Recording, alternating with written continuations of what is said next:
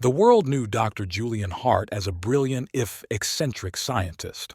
But the townsfolk knew him as something else. A man who hadn't been the same since his wife, Elara, died a year ago. He'd vanished into his mansion, an old house on the outskirts of town, locking himself away with only his inventions. Townsfolk whispered of strange experiments happening behind those walls. But no one knew the truth of what he was doing in that house. Not until Claire woke up in chains.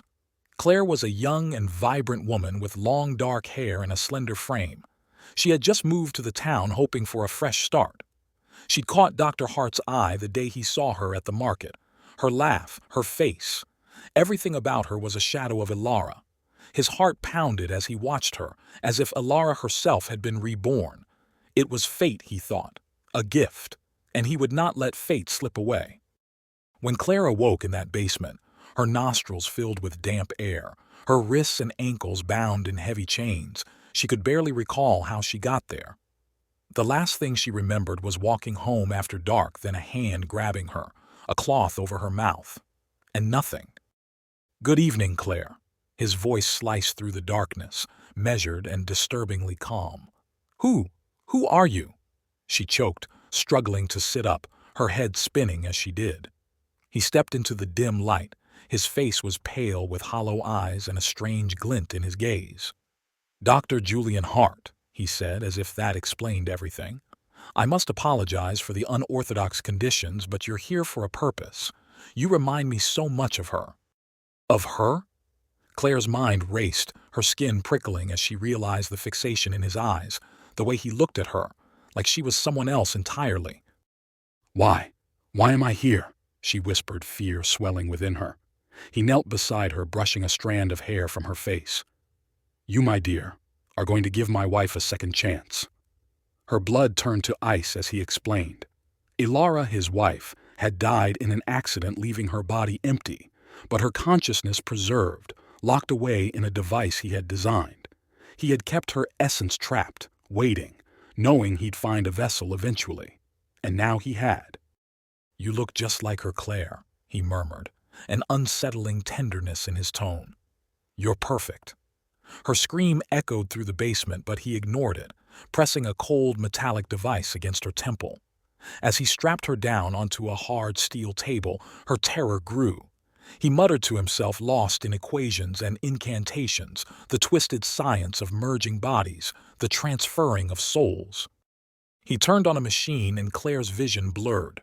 A low pulsing hum filled the room, growing louder, more insistent, as if it were reaching out to claim her soul. She felt something strange slithering into her mind, an alien presence, dark and endless, seeping into her thoughts. Where am I?" A voice disembodied echoed in Claire's head. "No!" Claire gasped, realizing what he'd done. He had let his wife's consciousness seep into her mind, her memories bleeding into Claire's own. Images flashed before her eyes. Julian, a laughing face, a warm embrace that felt wrong, invasive, stealing over her like a suffocating fog. Claire fought against the presence, her mind straining under the pressure. But Elara's essence was stronger, fueled by an unnatural rage clawing for control. Her laughter, hollow and haunting, echoed in Claire's head, drowning her in memories that weren't her own. "You can't fight me," Elara's voice hissed. "I will have my life back." Claire's vision flickered. Her hands shook as her fingers slowly, involuntarily moved in sync with Elara's will. Her face, reflected in the cold steel table, showed her own features warped by Elara's emotions, her own mouth twisting into a chilling smile. Julian watched, transfixed. "Elara," he whispered, barely able to contain his excitement. But the experiment wasn't stable. Claire's soul fought against the invasion, her will flickering through the fog, the mental clash sending shockwaves of pain throughout her body. Her thoughts felt like knives, splintering, tearing. Until finally, Claire managed a gasp, wrenching free just enough to scream. "Julian, she's killing me!" She managed to choke with a weak voice, but it was her own. But Julian didn't listen. He was too far gone, consumed by his need, his obsession. He tightened the straps, watching as Claire's body convulsed, both souls battling for dominance. "Elara, hold on," he murmured to the flickering, possessed face before him. Just a little longer. Claire's consciousness slipped in and out, her mind a battlefield, her will weakening with every second. Elara's grip tightened, seeping through her veins like poison, her memories merging with Claire's own in a sickening spiral. With a final surge, Elara took control, her voice icy and triumphant. But Claire wasn't entirely gone. She clung to the edges of her mind like a shadow, waiting. When the machine finally quieted, Julian looked upon Claire, or what remained of her, and saw his wife's gaze staring back at him.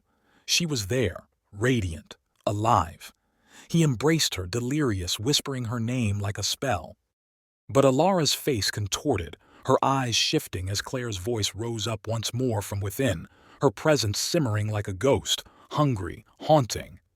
"Julian," Elara's voice faltered, "there's something wrong." She clawed at her own skin as if trying to peel away the face she wore. Her hands trembled, nails digging into her flesh, Claire's consciousness burning from within, trapped, furious. "Help me," she whispered, her voice fractured, both voices intermingling, the horrific blend of two souls fighting for the same body. In his madness, Julian could not tell them apart anymore, his creation twisted beyond salvation. As the night deepened, the screams that echoed from that basement were not those of a grieving husband and a resurrected wife, but the endless tortured cries of two souls entangled, bound forever in a nightmarish existence. Neither could escape. And in the silence that followed, Claire's ghost lingered, caged in her own body, her own mind, waiting for her chance to reclaim what was rightfully hers.